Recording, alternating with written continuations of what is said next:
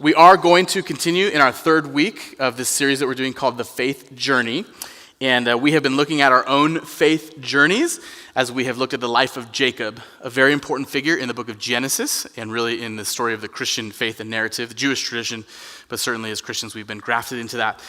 So Jacob is a very important person in the history of Israel. One of the things that we have been talking about, or that I've been talking about, is this idea that we are all on a faith journey, that in one way or another, we are looking for ways to explain our existence. We are looking at ways to connect with God. We are looking for ways to see what role does God play in my everyday life, in the grand scheme of life. We are all on a faith journey. And we've talked a little about how we all go through seasons in that faith journey, that there are times when we have great faith. There are times when we feel really connected to God and it seems like we are hearing his voice regularly. Then we go through seasons where maybe his voice is not as clear. We don't hear that direction as much as maybe in the past. And that's just the reality of following Jesus for your life. You're going to have ups and downs and you're going to have seasons. There's ebbs and flows, ups and downs, highs and lows. There's moments of great faith and there's moments where we struggle. And we talked about that last week. All of this language that we're using just implies movement. It implies that faith is not static, it's dynamic, it's not fixed, it moves. And I think most of us have acknowledged that that is the case.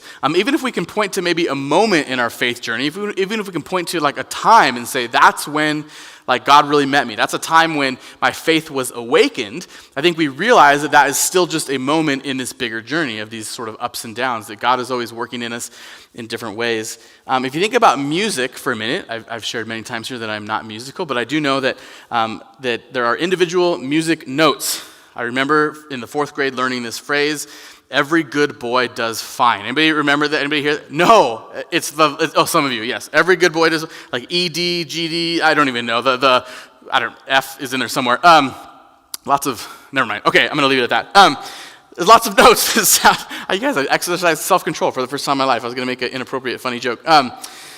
But here's my point is that there's these individual notes, right? But we know that songs are made up of these individual notes. And I think that in the same way, you have these individual moments, but really the notes of our life are what make this sort of beautiful song that we all have. And no two songs are the same. Every single one of us has a different life song somewhere in there. But the cool part in that is that even though our life songs might be different, even though our moments with God might look different, I think in many ways we often share similar experiences. We can look at each other's life and say, man, I've been where you've been before. I know what you're going through. Like I hit that note, earlier in my life, and I know how this sort of goes for you. And so there's a commonality in the way that we live this way. That's enough for bad metaphors for now. But I think, again, just the idea is that faith is just not this one-time event that I put my faith in Jesus and that's it, end of story. I do think that we talk about moments of conversion. We see that in the Bible where people come to faith initially. But that's really the start. That's really the start of a life lived with God. So we've been looking at Jacob's story in the book of Genesis, and we have looked at how his faith journey has taken many twists and turns so far. I'm not going to summarize everything that we have talked about so far, but in week 1 we did talk about how Jacob's faith journey began with very little faith. That he had almost, it does not appear that he had any relationship with God, even though his parents did. He is a deceiver. He's a conniver. Is that a word? Conniver. He rips people off. He's not a man of integrity. And then he has this moment, and he's running away. He's deceived his brother and his father. He's on the run. He has this moment with God in the wilderness. God shows up, gives him this vision, and he encounters God for the first time. And he says, the Lord is my God now, not just your God. The Lord is my God. And then we talked in week 2 about how his faith transitioned from just sort of being aware that there is a God, just knowing that, there's something else out there. His faith transitioned into what we might call like discipleship, that he is now learning what it means to walk with God every single day. He gets married. He has 2 wives. He's got a bunch of kids. He's working hard for his uncle. He's gaining some wealth. Essentially, he's living day-to-day life and learning what that looks like to do that in the presence of God. And then at the end of last week, we saw that God actually calls him after 20 years to leave the land that he's been in with his uncle and to return back to his homeland, back to his parents in the promised land. And that on the way there, he's going to have an encounter with his brother. He's going to have an encounter with his twin brother that he has deceived. It's been 20 years since the last time he saw his brother, and he's going to meet him on the way to going back home. And we spent a lot of the time last week talking about this incredible encounter that he has with God. We call it this moment where Jacob wrestles with God, but he has some sort of experience where he is striving and wrestling with either God or an angel of God or something. And at the end of it, God changes his name. He says, no longer are you going to be Jacob the deceiver, you're going to be Israel. And it says that he leaves that encounter with God with a dislocated hip, that he's limping. And we talked about how when you wrestle with God, which we all will at times in our faith, that you will never leave the same. And it's fascinating that the very name that God gives to his people, so he gives Jacob the name Israel, and from that point forward, the whole nation is going to be known by that name. The very name that God gives to his people simply means one who wrestles with God. It seems to indicate that in our faith journey, there's always going to be some sort of wrestling with God as we live out our faith. Almost like God knows that real faith is always going to involve some type of struggle. I think that's really interesting. So that takes us into our passage tonight. I mentioned just a second ago how Jacob's on his way to meet his brother Esau. This is the brother that he has deceived out of his birthright and out of his father's blessing. This is the brother who last he heard wanted to kill him and sent Jacob on the run. And God has called Jacob to go back home. And so in order for Jacob to move forward in his life, he's going to have to deal with some things from the past. So he has sent now a convoy of people to go meet his brother. He's kind of priming the pump. He sends him 200 donkeys, 200 cattle, all kinds of stuff. And that's where we're going to pick up the story in Genesis chapter 33. And we're going to start in verse 1. It says this, it says, after Jacob lifted up his eyes and looked, and behold, Esau was coming, and 400 men with him. So he divided the children among Leah and Rachel and the two female servants, and he put the servants with their children in front, then Leah with her children, and Rachel and Joseph last of all. He himself went on before them, bowing himself to the ground 7 times until he came near his brother. But Esau ran to meet him, and he embraced him, and he fell on his neck, and he kissed him, and they wept. And when Esau lifted up his eyes and saw the women and children, he said, who are these with you? And Jacob said, the children whom God has graciously given your servant. Then the servants drew near, and they and their children, they bowed down. Leah likewise and her children drew near and bowed down. And last Joseph and Rachel drew near, and they bowed down. And Esau said, what do you mean by all this company that I met? And Jacob answered, to find favor in your sight, my lord. But Esau said, I have enough, my brother. Keep what you have for yourself. Jacob said, no, please, if I have found favor in your sight, then accept my present from my hand. For I have seen your face, which is like seeing the face of God, and you have accepted me. Please accept my blessing that is brought to you, because God has dealt graciously with me, and because I have enough. Thus he urged him, and he took it. So the stage is set for this sort of showdown. Jacob is about to meet with his brother. And I don't think that we can take for granted the faith that this took for Jacob to do this. There's an element of faith here that he has to display. God's told him to go back home. God has called him to something, and so he's being obedient to what God has asked him to do. But he knows that he's going to have to face his brother. It's going to take faith for Jacob to go to this encounter. And so it says that he lifted up his eyes and he saw Esau coming. He heard the noise of the animals. He saw the dust kicking up. He had already kind of he's like separated his family. Did you notice that? And so he puts like the servants first, and then he takes, poor Leah. I'm just gonna tell you right now, if any of you young men are like, think that one day it would be cool to marry multiple women, I'm just gonna tell you right now, it wouldn't. It would make your life really hard. If you've ever watched Sister Wives, you know exactly what I'm talking about. Poor Leah, she just does not get the love from Jacob, and so he actually puts her first ahead of Rachel. Poor Leah is always like second fiddle, but he puts Leah and those kids like second, and then finally like Rachel, who he just loves so much, and his son Joseph, he puts in the back, and then he goes in front, and so he's kind of staged his people, I think probably in an attempt to be safe, right? Like if something happens to the front line, then he can maybe do something to those behind him that he loves. And so, but he goes out in front, and he encounters his brother. And it says that on the way, he bowed down 7 times. So he sees his brother, and on the way there, he falls on his face, and he gets back up, and he falls on his face, and he gets back up 7 times. This is an attempt to sort of show his brother reverence, to show his brother respect. And you can just imagine, like, what is happening in this moment for Jacob. This is like, it potentially could go down. Like, Esau is coming with 400 men. This is a serious moment. And then the story takes this radical twist. It's really a shocking twist, but as Jacob is processing what's going on, as he's bowing down, as he's thinking to himself, what's going to happen, his brother literally comes running towards him, wraps him up in his arms, and starts kissing him and weeping. It's really remarkable. It's really wild. I don't know if you have ever been in a situation where you were like about to encounter something that maybe wasn't going to be good, and you run through all the scenarios in your head. Like maybe you're going to give a big announcement at church or something like that, and you're wondering like, how are people going to respond? Maybe you have, that was a joke, too soon.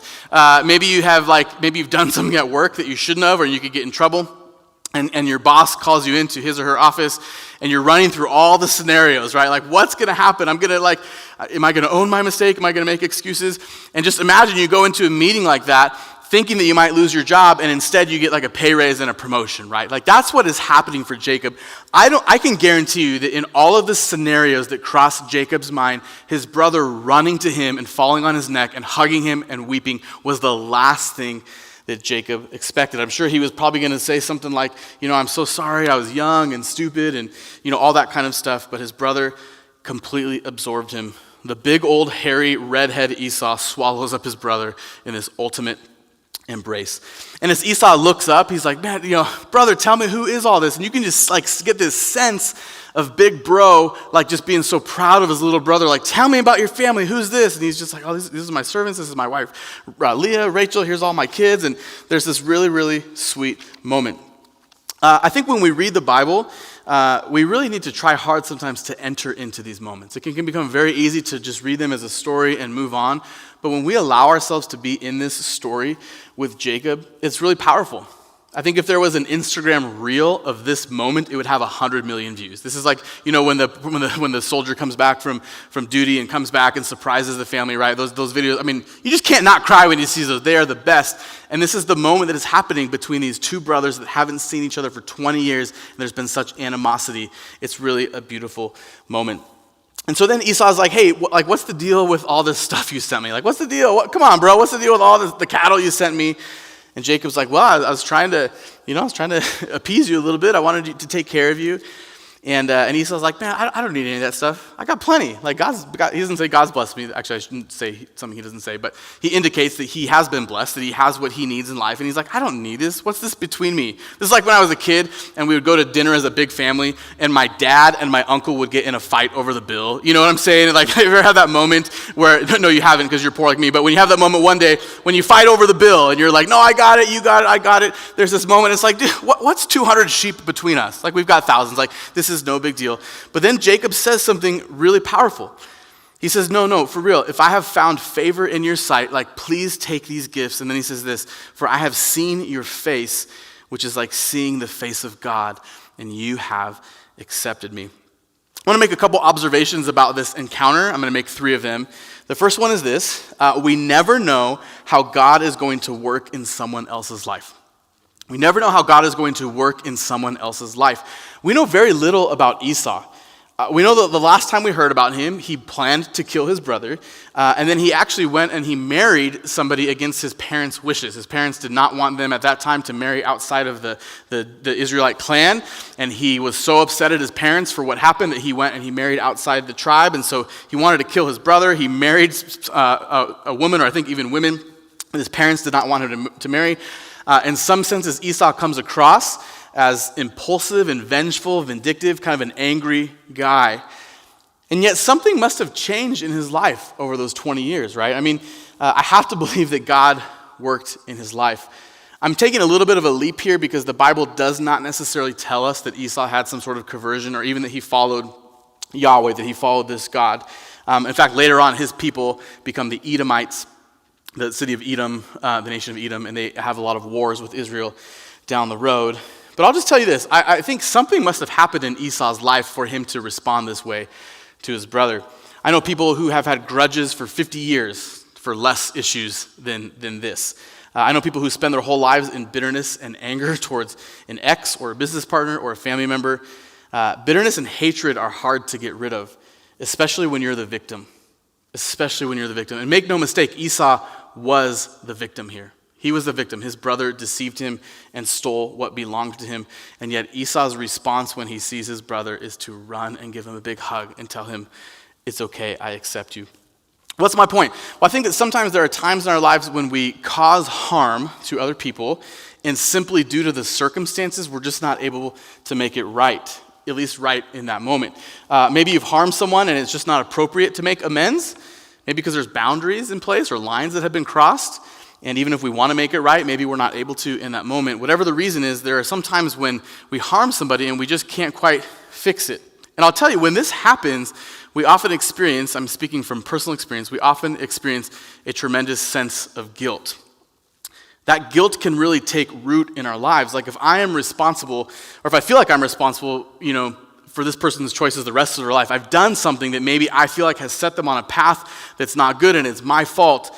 That is something that's really hard to deal with. It can really spiral out of control in your own life. Let me be clear about something. Sometimes that's true. Sometimes we actually harm people in a way that does cause them trauma for the rest of their lives. And I'm not discounting that at all. And when it's appropriate or healthy, we have to kind of deal with what we've done. But there's times when we just can't fix the situation. There's times when we've done something and the situation just dictates that we can't make it right. And I think it is important to remember that we are not God, and that sometimes we have to trust that God is going to work in their life outside of us. God is bigger than even our worst mistakes, that he has that person and he will take care of them in the way that he sees fit. I don't mean to make this sermon about me at all or about the announcement I just made, but I can just tell you one of the things I have agonized over the last several months, one of the things that has probably torn me up more than anything, is knowing that I have hurt many of you by the direction that the church is going. I know that there's the potential for people. This was like my greatest fear when I became a pastor. My greatest fear was that somehow my actions or my decisions would negatively affect people's faith journeys. That people would one day say, because of this church experience I had, I am now farther away from Jesus. That has been like one of my greatest fears and something I hoped would never happen. And I'm not saying it will, but I'm just saying there's the potential for me that I have to sort of trust that God will take care of you in your faith journey. There are things that are going to happen as a result of the decisions that I've made and my family has made that will potentially affect your faith journey that I will not have control of. And I have to trust that God will work that out, that he has a plan, that he knows you, and he's got somewhere for you to be. And all that to say that, again, I'm not saying that like, don't feel sorry for me. I'm just saying that to say that there are moments we have where, in some ways, like what Jacob did to Esau became out of his control. He didn't know where Esau was, he couldn't control it, and there's an element of trusting that God will work in people's lives. You can imagine Jacob thinking like, man, I really screwed up. Like, I really caused my brother some harm. If he's dead or if his life is hard, like it's my fault. And the weight of carrying that around for 20 years, only to find out that not only is he doing well financially, but that God has worked forgiveness in his heart, is really an amazing testimony to God's goodness. So, all of that to say, we cannot control everything, and there's times when we have to let God work in people's lives and trust that he's doing that. The second observation I want to make is this. It sounds very simple, but it's true. Relationships are important. Relationships are important. When we look at creation, and when we look at the biblical narrative as a whole, we see very clearly that God intended for humans to have relationship with God and relationship with each other. Sometimes we call that the vertical line and the horizontal lines. God intended us to have relationships with him and with each other. And sometimes I'll just tell you, I'm not going to ask you to raise your hands, but relationships can be really hard. Relationships can be really hard, and sometimes we want to head for the hills and think like, I don't want to see anybody else. Like if it was just me and Jesus, things would be good. But at the same time, oftentimes some of our greatest moments, our greatest victories, our greatest joys are in community. They're celebrating with each other. So God has made us for relationship. I want to read this verse to you from Hebrews 12, verses 14 and 15. The author says this: "Strive for peace with everyone, and for holiness, without which no one will see the Lord. See to it that no one fails to obtain the grace of God, that no root of bitterness springs up and causes trouble, and by it many become defiled." You see, I think that in our relationships with each other, that God does call us to live at peace with each other to the best of our ability. The opposite of peace is bitterness. The picture is really descriptive. He talks about, the Hebrew author talks about this root of bitterness. Bitterness has actually like legs to it. It has root. If you've ever worked in your yard or you do anything like that, you know if you leave the weeds too long, the harder it is that they pull up, right? You try to get them as quick as possible because if you let them grow, the roots go deep. And I think that this is a really important biblical principle, that if we allow bitterness to take root in our hearts, it's harder and harder to pull up but I believe that Christ has called us to live at peace with one another as much as possible, to deal with the fractures in our relationships. We have a fracture in relationship between Jacob and Esau, but they seek reconciliation. Notice what Jacob says here. This is really fascinating. He says to his brother, "Seeing you is like seeing the face of God." Jacob has encountered God. He knows what it's like to have visions and dreams of God. God has met him a handful of times, like in pretty powerful ways. He has wrestled with God through an entire evening, and he says that seeing his brother is like seeing God himself. This moment is really important for Jacob, and in many ways, Esau embodies who God is in the way that he expresses forgiveness towards Jacob. And I think that that's how we are supposed to be. We talk a lot in the church about how we are supposed to be Jesus to people. We talk about how we are supposed to be the embodiment of Christ to people that we encounter. And I think that Esau does that here for Jacob. So, second thing is relationships are important. And the last one is this. When possible, it's important to right our wrongs as followers of Jesus. So when it's possible, I think we need to right our wrongs. At the very end there, Genesis 33:11, we'll put it back up on the screen. Jacob says this, he says, "Please accept my blessing that is brought to you, because God has dealt graciously with me, and because I have enough." It's really fascinating that Jacob uses the word blessing here. The very thing that he stole from his brother was his blessing. He stole his brother's blessing that was due to him. And although he can't go back in time and he can't make up for that moment, in essence what he's doing is he's offering now a new blessing to his brother. He basically is saying, I stole your blessing, and indeed I have been blessed, but now I'm going to bless you. I'm going to return it to you. I'm going to bless you out of the things that God has blessed me with. Esau doesn't need it. Esau is clearly very wealthy in and of himself, but he recognizes that Jacob needs this to feel whole. He recognizes that Jacob needs this moment to feel right, and so he graciously receives it. Okay, bro, I'll take your sheep. I'll take your cattle. It's all good. If that's what you need, I'll do it. When we find ourselves in a position to make amends for wrongs that we've committed to others, I think that it is our responsibility to do that. We cannot force the other person to accept it, and we certainly should not impose on others or somehow feel like I need to make this right to make myself just feel good about myself. I don't think that's what we're talking about. But genuine repentance often comes with a sincere desire to make it right when we can do that. In Luke 19, there's this famous story of a man named Zacchaeus. He was a tax collector and he was very wealthy. And he's famous because he was a short guy like me. And it says that Jesus came into town and Zacchaeus wanted to see Jesus so bad, but the crowds were so big. And so Zacchaeus, it says he climbs up this tree. It's a very famous story. There's little, cute little Bible songs about it. He climbs up this tree just to see Jesus. He just wants to get a glimpse of him. It's like if you're, at a big concert, you're out and you see somebody famous and you're like, I just want to say that I saw them in person. Zacchaeus just wants to see Jesus. So he climbs up at a tree, and as Jesus walks by, Jesus looks at Zacchaeus. He says, hey, I got to hang out at your house today. And so Zacchaeus scurries down the tree. That's at least how I imagine him, like a squirrel, like scurrying down this tree.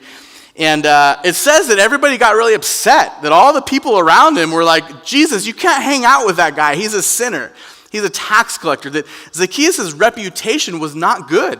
He had cheated people. He had ripped people off. He was not liked amongst his people. And Jesus says, I'm going to have dinner at your house. We're going to hang out together. And it's really amazing. It says that when this happens, they go to Zacchaeus' house, and Zacchaeus hears all the people talking about him. He's, you can't hang out with him. He's a cheater. He's a cheater. And it says that Zacchaeus stood up in front of everyone, a wealthy guy. And he said, hey, as of today, I'm going to tell you right now, I'm giving away half of my money to the poor. I'm giving half of my possessions. I'm giving it away. And if I have wronged anybody here, if I have cheated anybody, I'm going to pay you back fourfold.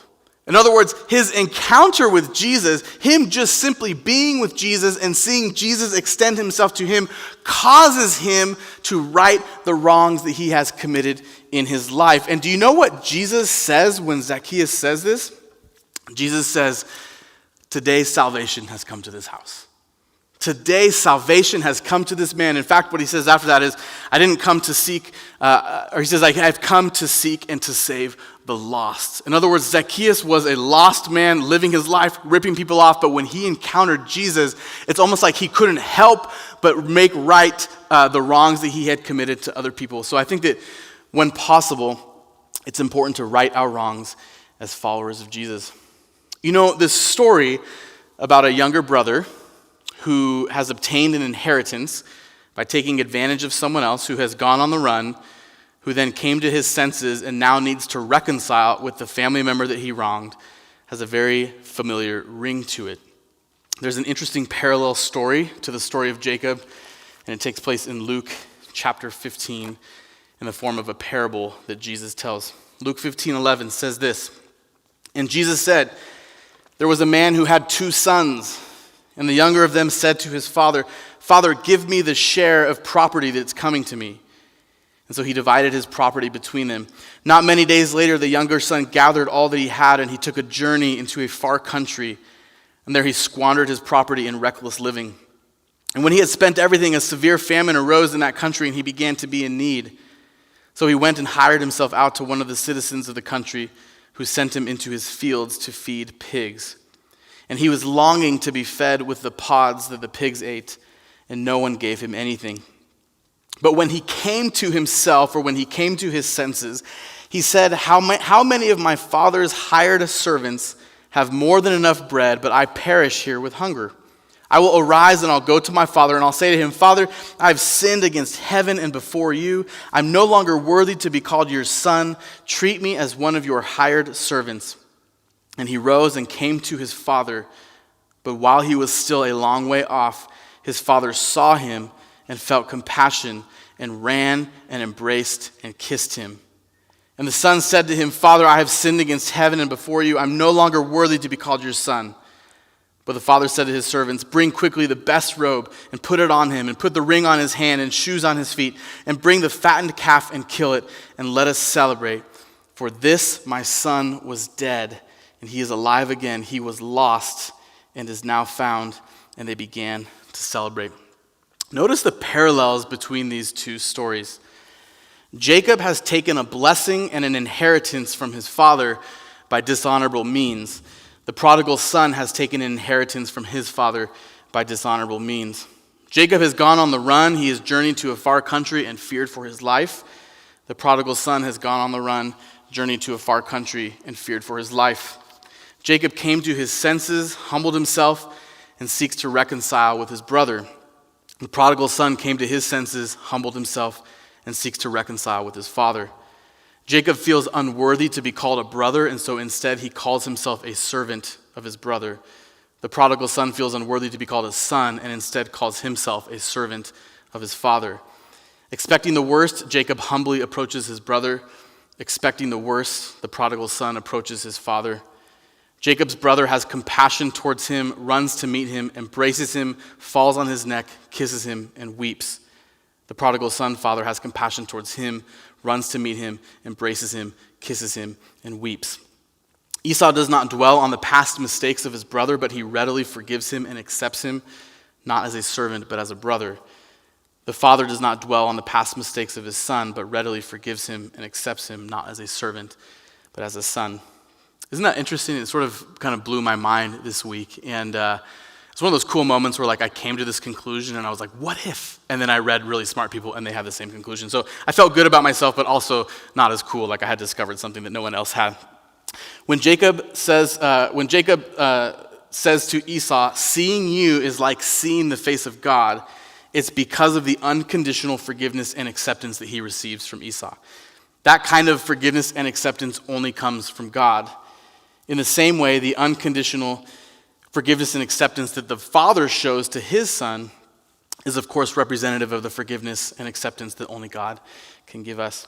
In many ways, the story of Esau radically sort of foreshadows, there's a radical foreshadowing of the forgiveness that we receive through God, from God through the grace of Jesus.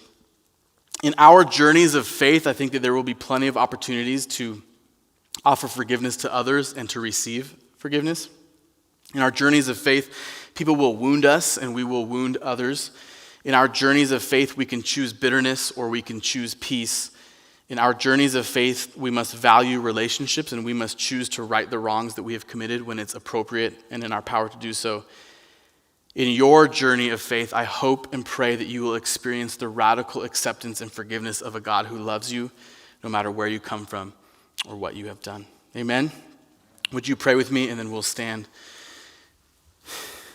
Lord Jesus, this is just a powerful story of two brothers who have overcome so much, God. And I just think about that moment when Esau is running towards his brother and he almost doesn't even know what to do with himself because he's so overcome by this gesture, Lord. And in so many ways, that is our story, Lord, that when we come to you humbly and we just sort of maybe even want to be a servant in your house, you come running towards us, Lord, and wrap your arms around us and lavish us with your grace and your love, Lord, despite our unworthiness. And so, God, we receive that tonight, Lord. I just pray for all of my friends here, Lord, that we would understand together as a people that you are for us and not against us, that you love us no matter where we're at in life right now. I pray this in Jesus' name. Amen.